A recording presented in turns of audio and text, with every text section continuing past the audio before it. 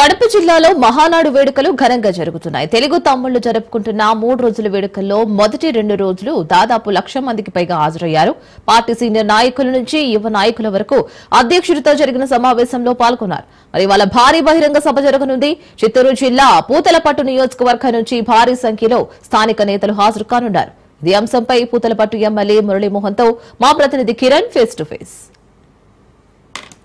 Telugu Desam party 43వ సంవత్సరంలో అడుగుపెట్టిన నేపథ్యంలో కడప గడ్డపై జరుగుతున్న మహానాడు కార్యక్రమానికి మొత్తం యువతంతా కూడా కీకట్టిందని చెప్పుకోవచ్చు. అయితే ఇప్పటికే భారీ సంఖ్యలో అంటే రాష్ట్ర వ్యాప్తంగా ఉన్న ఎమ్మెల్యేలతో పాటు ముఖ్యంగా యువతంతా కూడా ఈ మహానాడు కార్యక్రమానికి వస్తున్నారు. అయితే ప్రస్తుతం మనతో పాటు ఇదే అంశంపై మాట్లాడడానికి పూతలపట్టు ఎమ్మెల్యే మురళీమోహన్ గారు మనతో పాటు ఉన్నారు.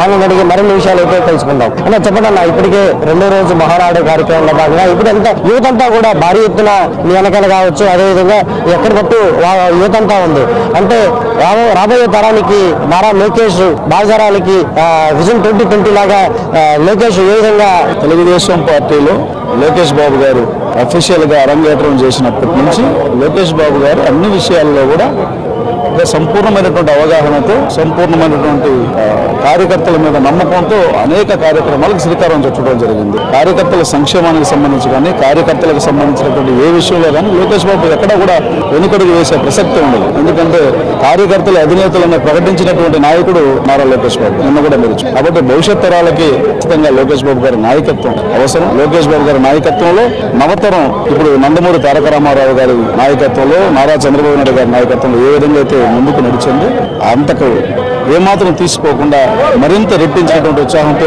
ముందుకు నడుస్తుందన్నది సందేహం లేనటువంటి.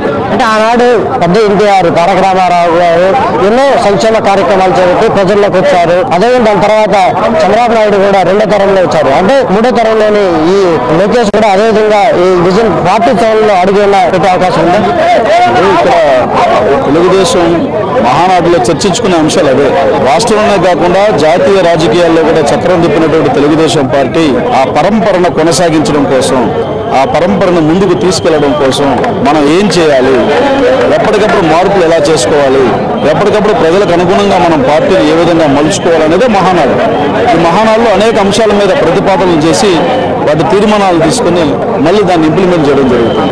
కాబట్టి ఇప్పుడు నిన్నంతా కూడా రాష్ట్రంలో ఉన్నటువంటి అనేక అంశాల మీద చర్చ జరిగింది. ఈరోజు జాతీయ రాజకీయాలు, రాష్ట్ర పార్టీకి సంబంధించినటువంటి పార్టీ వ్యవహారాలకు సంబంధించి చర్చ జరుగుతూ ఉన్నాయి ఇంకా కొన్ని. కాబట్టి వీటన్నిటి తీర్మానాలని రేపు అమలుపరిచే విషయంలో పటిష్టంగా అమలుపరిచే దానికోసం ఏ చర్యలు తీసుకోవాలనే దానిపైన ఒక తీర్మానం చేసుకుని దాని ప్రకారం పొలిటికల్ గవర్నెన్స్ నడుస్తుంది. అంటే ఎప్పుడే వర్కింగ్ ప్రెసిడెంట్ గా లోకేష్ ని నియమించుకున్నట్టనే అన్ని ప్రకటనలు వేదిక మీదనే చేస్తారు. వేదిక మీద వచ్చే ప్రకటన తర్వాత మాట్లాడుకుందాం. అది మొత్తం మీద కూడా నారా లోకేష్ ఏదైతే విజన్ 47తో ముందుకెళ్తున్నాడు, అదేవిధంగా తన వెనకంటే మొత్తం కూడా పార్టీ మొత్తం కూడా అదేవిధంగా వెళ్తుంది. ఏదైతే నారా లోకేష్ అడుగు జాడల్లోనే మొత్తం కూడా పార్టీ అంతా కూడా నడుస్తుంది. ఏదేమైనప్పటికీ సీనియర్లు జూనియర్లు మొత్తం సమ్మేళనంతో కూడా ఈ మహానాడు కార్యక్రమం అయితే పూర్తి స్థాయిలో విజయవంతంగా జరుగుతుంది. ముఖ్యంగా యూతంతా కూడా నారా లోకేష్ వెంట నడిచడానికి సిద్ధంగా ఉన్నారంటూ కూడా పూతలపట్టు ఎమ్మెల్యే మురళీమోహన్ చెప్పే పరిస్థితితో కనిపిస్తోంది. కెమెరా పర్సన్ రమణాతో కిరణ్, రాజు న్యూస్, మహానాడు ప్రాంగణం.